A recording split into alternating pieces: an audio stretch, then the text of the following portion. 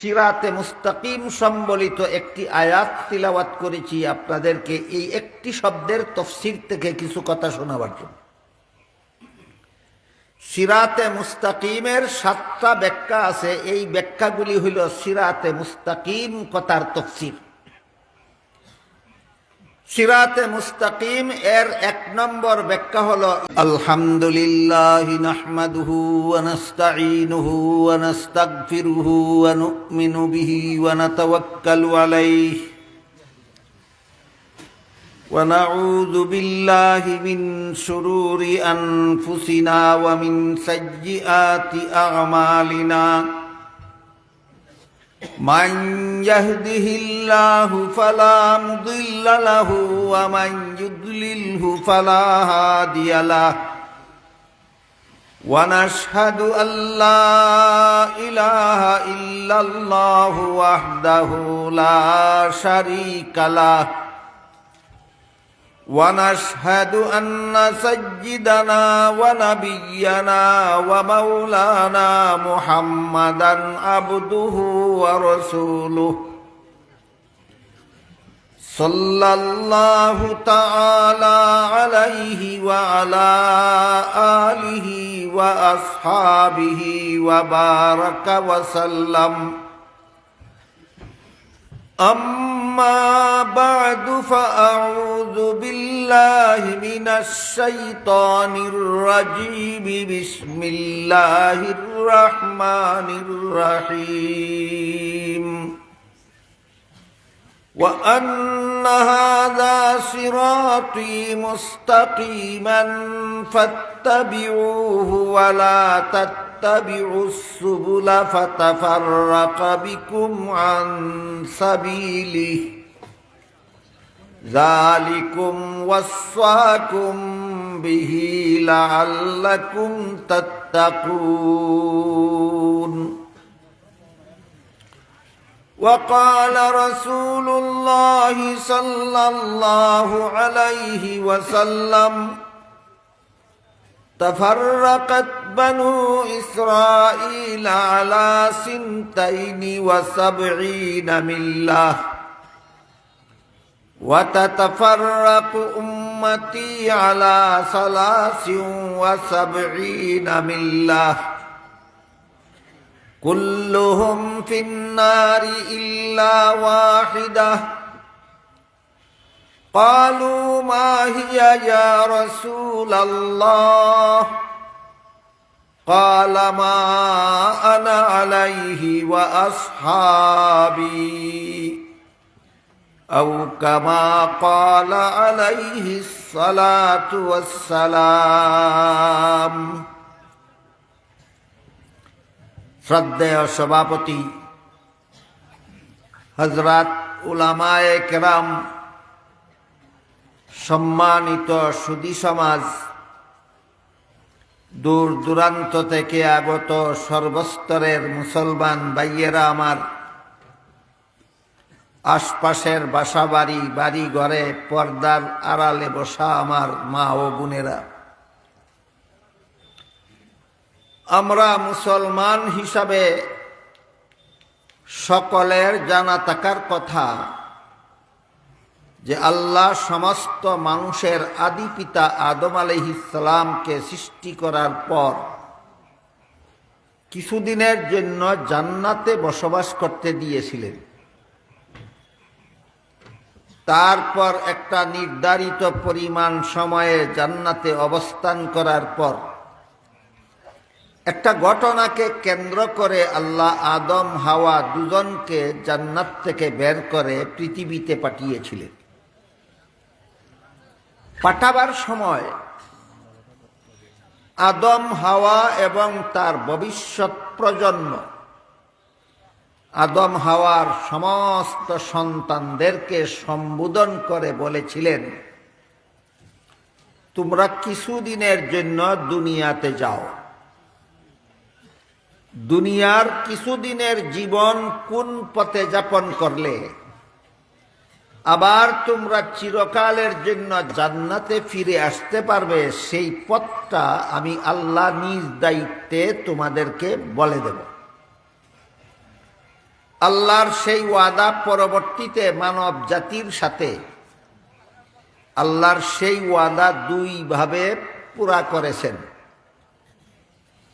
একটা পদ্ধতির নাম হলো কিতাবুল্লাহ, আর একটা পদ্ধতির নাম হলো রিজালুল্লাহ। অর্থাৎ শতাধিক আসমানি কিতাব নাজিল করে দুনিয়ার সমস্ত মানুষকে চিরকালের জন্য জান্নাতে যাওয়ার পথ প্রদর্শন করেছেন লিখিতভাবে। আর লক্ষাধিক নবী রাসূল পাঠিয়ে তাদের মাধ্যমে দুনিয়ার মানুষকে জান্নাতে যাওয়ার পথ প্রদর্শন করেছেন মৌখিকভাবে। আল্লাহ লিখিতভাবেও দুনিয়ার মানুষকে জান্নাতে যাওয়ার পথ প্রদর্শন করেছেন, মৌখিকভাবেও দুনিয়ার মানুষকে জান্নাতে যাওয়ার পথ প্রদর্শন করেছেন।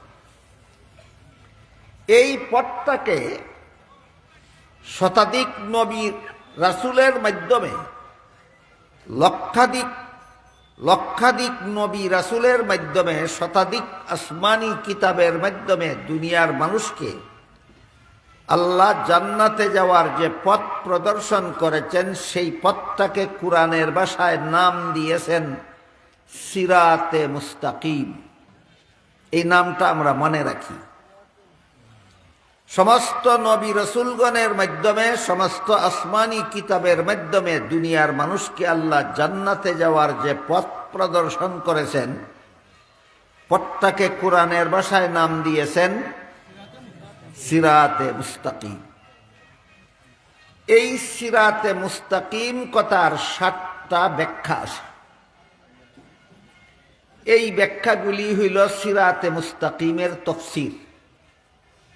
এখানে এসে দেখলাম আপনাদের বিজ্ঞাপনে তাফসীরুল কুরআন সম্মেলন, তাই সিরাতে মুস্তাকিম সম্বলিত একটি আয়াত তিলাওয়াত করেছি আপনাদেরকে এই একটি শব্দের তাফসীর থেকে কিছু কথা শোনাবার জন্য। সিরাতে মুস্তাকিমের 7টা ব্যাখ্যা আছে। এই ব্যাখ্যাগুলি হইল সিরাতে মুস্তাকিম কথার তাফসীর। সিরাতে মুস্তাকিম এর 1 নম্বর ব্যাখ্যা হলো ইসলাম ধর্মের পথ, দুনিয়ার মানুষের জন্য জান্নাতে পৌঁছার সোজা পথ। সিরাতে মুস্তাকিম কথার 2 নম্বর ব্যাখ্যা হলো কোরআনের বর্ণিত পথ, দুনিয়ার মানুষের জন্য জান্নাতে পৌঁছার সোজা পথ। সিরাতে মুস্তাকিম কথার 3 নম্বর ব্যাখ্যা হলো নবী রাসূলগণের পথ, দুনিয়ার মানুষের জন্য জান্নাতে পৌঁছার সোজা পথ। সিরাতে মুস্তাকিম কথার 4 নম্বর ব্যাখ্যা হলো সিদ্দিকগণের পথ, দুনিয়ার মানুষের জন্য জান্নাতে পৌঁছার সোজা পথ। সিরাতে মুস্তাকিম কথার 5 নম্বর ব্যাখ্যা হলো শহীদগণের পথ, দুনিয়ার মানুষের জন্য জান্নাতে পৌঁছার সোজা পথ। সিরাতে মুস্তাকিমের 6 নম্বর ব্যাখ্যা হলো সালেহগণের পথ, দুনিয়ার মানুষের জন্য জান্নাতে পৌঁছার সোজা পথ। সিরাতে মুস্তাকিম কথার 7 নম্বর ব্যাখ্যা হলো আহলে সুন্নাত ওয়াল জামাতের পথ, দুনিয়ার মানুষের জন্য জান্নাতে পৌঁছার সোজা পথ। কটা ব্যাখ্যা হইল?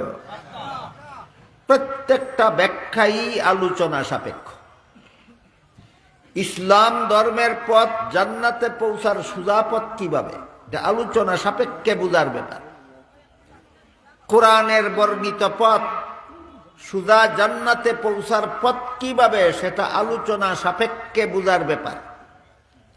নবীগণ কারা, তাদের পথ কোনটা, সিদ্দিকগণ কারা, তাদের পথ কোনটা, শহীদগণ কারা, তাদের পথ কোনটা, সালেহগণ কারা, তাদের পথ কোনটা, এই সবগুলিই আলোচনা সাপেক্ষে বুঝার ব্যাপার। এই জন্য সবগুলি ব্যাখ্যা একদিনে আলোচনা করার মতো নয়। তাই আজকে আমি শুধু 7 নম্বর ব্যাখ্যা সম্পর্কে কিছু আলোচনা আপনাদের সামনে তুলে ধরতে চাই।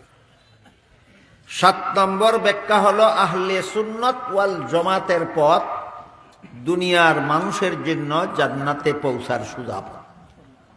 7 নম্বর ব্যাখ্যাটাই মনে রাখুন, আহলে সুন্নাত ওয়াল জামাতের পথ দুনিয়ার মানুষের জন্য জান্নাতে পৌঁছার সুযোগ। এই আহলে সুন্নাত ওয়াল জামাত কারা এবং এদের পথ কোনটা, যেই পথটা জান্নাতে পৌঁছার সোজা পথ, আমার ক্ষুদ্র বিবেচনায় এই আলোচনাটাই আমাদের বর্তমান সমাজের মুসলমানদের জন্য বেশি দরকারি। আহলে সুন্নাত ওয়াল জামাত কারা এবং তাদের পথ কোনটা, যেই পথটা আল্লাহর সিরাতে মুস্তাকিম কথার 7 নম্বর ব্যাখ্যা মতে জান্নাতে পৌঁছার সোজা পথ। এই আহলে সুন্নাত ওয়াল জামাত এবং তাদের পথটা চিনার জন্য কিছু পূর্ব কথা ভূমিকা স্বরূপ আগে আমাদের মনে রাখতে হবে। সেই কথাগুলি হল, একটা প্রসিদ্ধ হাদিস আছে, মুহাদ্দিসিনে কেরামের পরিভাষায় হাদিসটাকে হাদিসে জিবরিল বলা হয়। তার কারণ হলো, একবার জিবরিল ফিরিস্তা রাসূল করিম সাল্লাল্লাহু আলাইহি ওয়াসাল্লামের খেদমতে এসেছিলেন, কতগুলি প্রশ্ন করেছিলেন, রাসূল সেগুলির জবাব দিয়েছিলেন। যেহেতু জিবরিলের সাথে রাসূলের প্রশ্নোত্তরের ঘটনা এই হাদিসে বর্ণিত হয়েছে, এই জন্য মুহাদ্দিসিনে কেরাম হাদিসটাকে হাদিসে জিবরিল বলে থাকেন। এই হাদিসের এক পর্যায়ে উল্লেখ আছে, জিবরিল ফিরিস্তা রাসূল করিম সাল্লাল্লাহু আলাইহি ওয়াসাল্লামকে একটা প্রশ্ন করেছিলেন, মাল ঈমান। এর অর্থ হলো ঈমান কাকে বলে। আজকাল আমাদের সমাজে অনেক মুসলমানের এই একটা মহামূল্যবান কথারও পরিষ্কার জবাব জানা নাই বলে মনে হয়। অনেক মুসলমান আজকাল ঈমান কাকে বলে এই প্রশ্ন করলে পরিষ্কার জবাব দিতে পারেন না। কেন? আলোচনার অভাব, বুঝার অভাব, বুঝাবার অভাব। অথচ এটা একটা মৌলিক কথা। ঈমান কাকে বলে তাই যদি আমি জানি না, তাহলে আমার ঈমান আছে কি নাই সেটা বুঝবো কিভাবে? আমার ঈমান আছে কি নাই সেটা বুঝতে হলে আমার জানা থাকতে হবে ঈমান কাকে বলে। তাই এটা অত্যন্ত মহামূল্যবান প্রশ্ন যে ঈমান কাকে বলে। জবাবে রাসূল করিম সাল্লাল্লাহু আলাইহি ওয়াসাল্লাম আজ থেকে প্রায় ১৫০০ বছর আগেই ঈমান কাকে বলে জিবরিলের এই প্রশ্নের জবাব সুস্পষ্টভাবে বলে দিয়েছেন। রাসূলের জবাবের সারমর্ম হলো 6টা কথা বিশ্বাস করার নাম ঈমান। এটা আমরা মনে রাখি সবাই। জিবরিল জিজ্ঞাসা করলেন ঈমান কাকে বলে, জবাবে রাসূল বলেন 6টা কথা বিশ্বাস করার নাম ঈমান। 1 নম্বরে আল্লাহ বিশ্বাস করা, 2 নম্বরে ফিরিস্তা বিশ্বাস করা, 3 নম্বরে আসমানি কিতাব তথা কুরআন বিশ্বাস করা, 4 নম্বরে নবী রাসূল বিশ্বাস করা, 5 নম্বরে তকদীর বিশ্বাস করা, 6 নম্বরে পরকালের চিরস্থায়ী জীবন। পরকালকে যদি আলাদা একটা দফা আর পরকালের জীবনটাকে যদি আরেকটা দফা গণ্য করেন, তাহলে ঈমানের বিষয় হয় 7টা।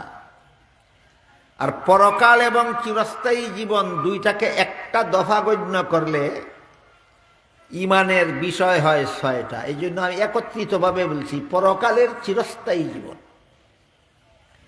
এই কথাগুলি আমরা মনে রাখি পরবর্তী কথাগুলি বোঝার জন্য। জিবরিল জিজ্ঞাসা করলেন ঈমান কাকে বলে, রাসূল বলে দিলেন 6টা কথা বিশ্বাস করার নাম ঈমান। 1 নম্বরে আল্লাহ বিশ্বাস, 2 নম্বরে ফিরিস্তা বিশ্বাস, 3 নম্বরে নবী রাসূল বিশ্বাস, 3 নম্বরে কোরআন বিশ্বাস, 4 নম্বরে নবী রাসূল বিশ্বাস, 5 নম্বরে তকদীর, 6 নম্বরে আখিরাতের চিরস্থায়ী জীবন। মেহেরবানি করে এই 6টা কথা মনে রাখি। আমরা যদি কেউ ভুলে যাই যে আমার নবী বলেছেন এই 6 কথা বিশ্বাস করার নাম ঈমান, যদি ভুলে যাই, তাহলে 6 কথায় যখন আমার বিশ্বাস থাকবে না তখন আমার ঈমান থাকবে না, অথচ আমি টেরও পাবো না যে আমার ঈমান নাই। আমার ঈমান আছে কি না এটা বোঝার জন্য 6 কথা বিশ্বাস করার নাম যে ঈমান, সেই কথা মনে থাকতে হবে। আপনারা কি বুঝেন আমার কথা? বুঝে থাকলে বলুন তো কত কথা বিশ্বাস করার নাম ইমান? 6 কথা। 1 নম্বর আল্লাহ বিশ্বাস, 2 নম্বর ফেরেশতা বিশ্বাস, 3 নম্বরে কোরআন, 4 নম্বরে নবী রাসূল, 5 নম্বরে তাকদীর, 6 নম্বরে আখিরাত। আল্লাহ, ফেরেশতা, কোরআন, নবী রাসূল, তাকদীর, আখিরাত, এই 6 কথা বিশ্বাস করার নাম ইমান। যে কোনো যুগের, যে কোনো দেশের, যে কোনো মানুষ এই 6 কথায় বিশ্বাসী হবে, সেই আল্লাহর কাছে ইমানদার বা মুমিন মুসলমান বলে গণ্য হবে। যে কোনো যুগের, যে কোনো দেশের, যে কোনো মানুষ এই 6 কথায় বিশ্বাসী হবে, সেই আল্লাহর কাছে ইমানদার বলে গণ্য হবে, মুমিন মুসলমান বলে গণ্য হবে। এতটুকু কথা যাদের জানা থাকে না, তারা অনেক সময় ইমানদারদেরকেও কাফির বলে ফেলে। কাদিয়ানির মতো বেঈমান কাফিরকেও মুসলমান বলতে চায়। কিছু মানুষ ইমানদারকে কাফির বলে কেন? কিছু মানুষ কাদিয়ানির মতো কাফিরকে ইমানদার বলতে চায় কেন? একমাত্র কারণ তার জানা নাই ইমান কাকে বলে। ইমানদারকে কাফির বলে কেন? জানা নাই ইমান কাকে বলে। কাফিরকে ইমানদার বলে কেন? জানে না ইমান কাকে বলে। এই জন্য আমরা যেন কখনো কোনো ইমানদারকে কাফির না বলি, আর কখনো কোনো কাফিরকে যেন ইমানদার না বলি, সাথে সাথে আমার ইমান আছে কি নাই সেটা যেন বুঝতে পারি। এই 3 শর্তে আমাদের মনে রাখতে হবে। 6 কথা বিশ্বাস করার নাম ইমান। 6 কথার কোনো কথা অমান্য করলেই আর ইমান থাকে না, কাফির হয়ে যায়। বুঝে থাকলে এবার একটু দয়া করে বলুন তো, আপনারা যারা বসে বসে কথা শুনতেছেন, আপনারা সবাই কি ইমানদার? কেমনে বুঝলেন? আপনি যে ইমানদার আপনি বুঝলেন কিভাবে? আমার নবী বলেছেন 6 কথা বিশ্বাস করলে ইমানদার হয়। আমি বিশ্বাস করি, কাজেই নিঃসন্দেহে আমি ইমানদার। আমি নিশ্চয়ই ইমানদার, আমি মুমিন, আমি মুসলমান। ব্যাপক অর্থে মুমিন আর মুসলমান একই অর্থ। বিশেষভাবে কোনো সময় মুমিনকে এক অর্থে আর মুসলমানকে আরেক অর্থে ব্যবহার করা হয়, কিন্তু ব্যাপকভাবে মুমিন বলতে যা বুঝায়, মুসলমান বলতে তাই বুঝায়। কাজেই আমরা যেহেতু রাসূলের বর্ণিত 6 কথা বিশ্বাস করি, তাই আমরা মুমিন, আমরা মুসলমান। এই ভূমিকাটা জানার পরে, বুঝার পরে যদি আমরা স্মরণ রাখি, তাহলে এর আলোকে ওই যে সিরাতে মুস্তাকিমের 7 নম্বর ব্যাখ্যা, আহলে সুন্নাত ওয়াল জামাতের পথ, আমাদের জন্য জান্নাতে পৌঁছার সোজা পথ, ওই বিষয়টা বোঝা এবার সহজ হবে।